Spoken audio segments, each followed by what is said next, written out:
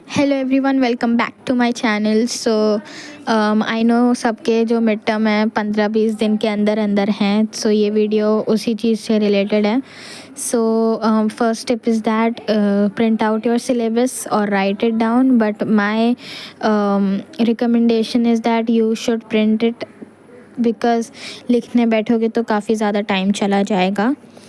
तो जो है आपको अपना प्रिंट करके चिपका लेना है या अपने कोई एक फ़ाइल में रख लेना है जहाँ आपको हमेशा नज़र आए वो।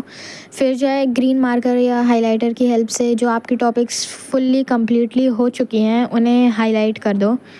तो जो नहीं हुआ या थोड़ा सा भी हुआ है उसे मत करना। तो फिर ये मैंने कर दिया है हाईलाइट। और फिर तुम्हारी जो जगह है जहाँ पे तुमने ये लगाया है उसके आसपास तुम पूरा भर दो जो तुम्हें नहीं आता है या तुम्हें जो इम्पोर्टेंट लगता है। ये देखो मैंने फंक्शंस ऑफ द ब्रेन लगाया है। तो ऐसे पोस्टर्स लगा दो, प्रिंट आउट्स लगा दो, या लिखना है तो लिख के सब लगा दो।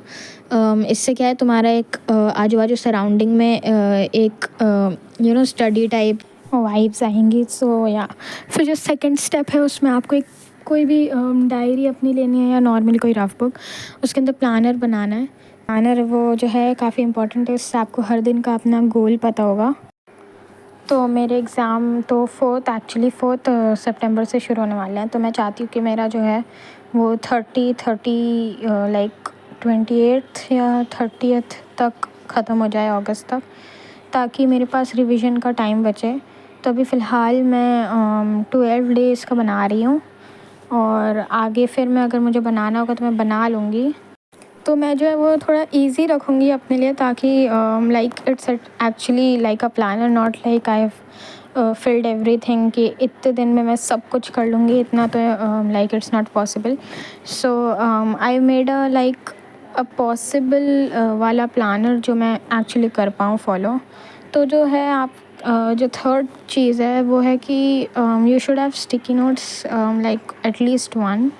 सो बेसिकली ये तो थोड़े से स्टाइलिश टाइप हैं, क्यूट वाले हैं। तो those colourful sticky notes that everyone have, like even I have, but I can't find it. मेरे पास जो अभी फ़िलहाल सामने थे मैंने वही दिखा दिया है। तो ये जो है काफ़ी इंपॉर्टेंट होते हैं यार। जो हमारी टेक्स्ट बुक हैं उसके अंदर काफ़ी पॉइंट्स जो डायरेक्टली नहीं लिखे हैं उसके अंदर तुम इस पे लिख लो और फिर उसे चिपका दो बाजू में।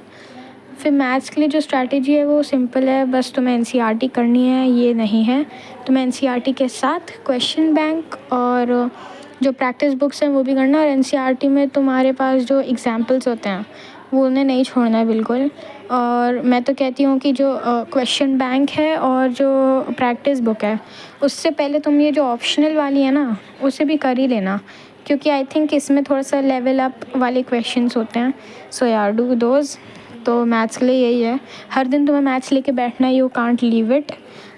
तभी तुम्हारा सिलेबस होएगा। 15 दिन बचे हैं, थोड़ी सी मेहनत कर लो। तो फिर अब ये मैं ओसवाल की मैं लगाती हूँ। वैसे तो आर.डी. शर्मा भी है पर उसमें बहुत सारे हैं भाई, मैं कितने करते बैठूँगी। अभी फ़िलहाल तो मैं ओसवाल ही करती हूँ, क्योंकि इसमें देखो एक तो माइंड मैप्स भी हैं। हालांकि मैं माइंड मैप्स नहीं पढ़ती हूँ, डायरेक्ट क्वेश्चन की तरफ बढ़ जाती हूँ। मैथ्स के लिए बस यही स्ट्रैटेजी है कि तुम हर दिन एटलीस्ट सम टाइम निकालो कि तुम मैथ्स करो। और ये देखो ओसवाल की बुक में जो है तुम्हें टॉपर के आंसर भी मिलेंगे। हालांकि ये जो है ये थोड़ी पुरानी बुक है, पर फ़र्क क्या पड़ता है, क्वेश्चन क्वेश्चन होता है भाई। तो हाँ, ये मैं इसलिए इसे फॉलो करती हूँ। तो आपके पास कोई और सी बुक होगी तब भी तुम उसे भी कर सकते हो, पीडब्ल्यू वाली या कोई और सी भी होएगी तो वो भी कर सकते हो। हाँ, तो मैं बस इसे फॉलो करती हूँ। मैथ्स का यही था। साइंस के लिए है कि तुम जो है अपने जो साइंस की टेक्स्ट बुक है उसके अंदर काफ़ी जो चीज़ें वो डायरेक्ट नहीं लिखी हैं, तो उसके आजू बाजू पेंसिल से लिख लो। वैसे स्टिकी नोट से लिख सकते हो। मेरे पास तब ये मेरी क्लास में लिखवाए गए थे और तब मेरे पास स्टिकी नोट्स नहीं थे, इसलिए मैंने इसे पेंसिल से लिखा है। तो तुम ऐसे बाजू में जो है ऐसे नोट्स बना लो, ये बहुत इम्पॉर्टेंट होते हैं लास्ट मिनट रिवीजन के लिए। और जो है तुम्हारी जो टेक्स्ट बुक में जो हमारे ये क्वेश्चंस होते हैं इन्हें बिल्कुल नहीं छोड़ना है। एक्चुअली कोई क्वेश्चन नहीं छोड़ना है। साथ में जो एक्टिविटीज़ हैं वो तो बिल्कुल नहीं छोड़नी है भाई। एक्टिविटीज़ से तो हमेशा ही क्वेश्चंस आते हैं, so you can't miss that. और तुम्हें ये जो लास्ट एक्सरसाइजेज जो होती हैं वो भी करनी है। एक्चुअली मेरा जो है, मेरा साइंस में जो है वो लाइट का जो फर्स्ट चैप्टर था ना, लाइट रिफ्लेक्शन एंड रिफ्रैक्शन, और जो सेकंड चैप्टर है ह्यूमन आई वाला जो आ रहा है वो मेरा बचा है, ह्यूमन आई वाला। जो केमिस्ट्री उसमें मेरे दोनों चैप्टर हो चुके हैं, फर्स्ट वाले जो एक मेटल एंड नॉन मेटल है वो बचा है मेरा। तो ये 2 चैप्टर बचे हैं, और बायोलॉजी में मेरे एक चैप्टर बचा है, आर एनवायरनमेंट। तो मेरे वैसे 3 ही बचे हैं। तो फिर मैं क्या है, इसे हर दिन नहीं करूँगी, इसे ऑल्टरनेट डेज़ पे करूँगी, क्योंकि अभी ये सिर्फ 3 ही हैं। सो या वो मैं उसे इसलिए ऑल्टरनेट डेज़ पे करूँगी। तुम्हारे ज़्यादा बचे हैं तो तुम थोड़ा से ज़्यादा like everyday you should do it. और इसके लिए भी मैं ओसवाल यूज़ करती हूँ, क्योंकि देखो फिज़िक्स के जो न्यूमेरिकल्स हैं काफ़ी इंपॉर्टेंट हैं। सो ओसवाल में तुम्हें भर भर के न्यूमेरिकल्स मिल जाएंगे, और वही टॉपर आंसर रहेंगे, तो तुम्हें पता है तुम्हें कैसे प्रेजेंट करना है अपना answer in the answer sheet. तो ये जो है मैं इसे फॉलो करती हूँ, और इसमें जो असर्शन रीज़न वाले जो क्वेश्चंस हैं ना, वो भी काफ़ी इंपॉर्टेंट होते हैं। इससे तुम्हें एक आइडिया मिल जाता है कि कैसे क्वेश्चंस आएंगे। सो या आई यूज़ ओसवाल की बुक। फिर सोशल साइंस के लिए देखो, मेरा जो है नेशनलिज्म इन यूरोप जो है वो आज हो चुका है, मुझे अभी मार्क करना है। और ये जो नेशनलिज्म इन इंडिया ये भी हो चुका है, पावर शेयरिंग हो चुका है, फेडरलिज्म हो गया है। अभी मेरे जो बचे हैं वो जेंडर वाला है, सिविक्स का जेंडर। ज्योग्राफी में मेरा बचा है वाटर और एग्रीकल्चर, और इकोनॉमिक्स में जो है मेरा डेवलपमेंट और सेक्टर्स। ये भाई मेरा एसएसटी काफ़ी ज़्यादा पेंडिंग है, मतलब कुछ ज़्यादा ही पेंडिंग है। 5 चैप्टर्स हैं मेरे जो टोटल में मेरे बचे हैं। तो मेरा यही है कि अभी मैं ऐसे हर दिन करना ही है मुझे। थोड़ा सा मैथ्स और एसएसटी मुझे हर दिन करना है। तो इसका एक ही ईज़ी बस यही है कि तुम जो है एनसीईआरटी पहले तो तुम एक 1 शॉट लेक्चर देख लो, फिर एनसीईआरटी रीड करो, और फिर जो इम्पोर्टेंट नोट्स हैं वो तुम लिख लो। अब लेकिन ये है कि लिखने का टाइम नहीं है, पर तुम्हें ऑनलाइन जो है नोट्स मिल जाएंगे। I think some people might upload it on Google, तो तुम उधर से रिफ़र कर सकते हो। नहीं तो फिर I think you should make your own notes. हर दिन तुम नोट्स थोड़े थोड़े बनाओ, और फिर उससे तुम्हारा ये तैयार होएगा। तो I think you should go for the easy chapter first, which is water resources according to me. तो water resources I think is very easy, क्योंकि ज्योग्राफी है भाई, ज्योग्राफी इजी होता है। और एग्रीकल्चर तो वैसे भाई अभी हमारे स्कूल में शुरू भी नहीं हुआ है, तो मैं उसे बिल्कुल नहीं छूँगी। फिर जो है वाटर रिसोर्सेज के बाद डेवलपमेंट काफ़ी इजी चैप्टर है। डेवलपमेंट मेरा हो चुका है पहले से, पर you know I have to revise it, so I will not mark it green.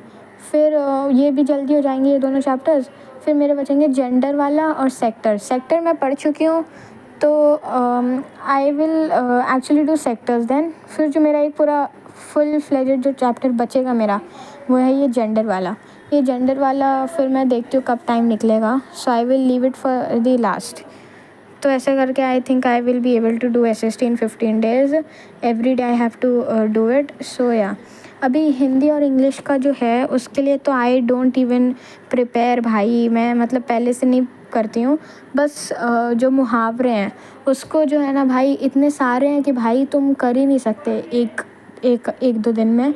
तुम मेरा तो बस एक सिंपल सा वो है कि you should actually not even like read it, just do questions of मुहावरे। उससे क्या तुम्हें क्वेश्चंस का आइडिया भी हो जाएगा, और तुम्हें मुहावरे पता भी चल जाएंगे कि अच्छा ठीक है इसका मतलब ये होता है, इसका वाक्य में ऐसे मतलब ऐसे लिखना है वाक्य में। सो मुहावरे तुम हर दिन थोड़े थोड़े करते रहो।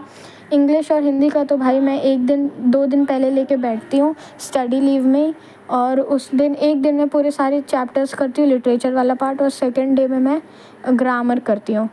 राइटिंग वाला पार्ट तो मैं बस उसका फॉर्मेट देख लेती हूँ, और उसकी जो कॉमन लाइंस होती हैं वो याद कर लेती हूँ।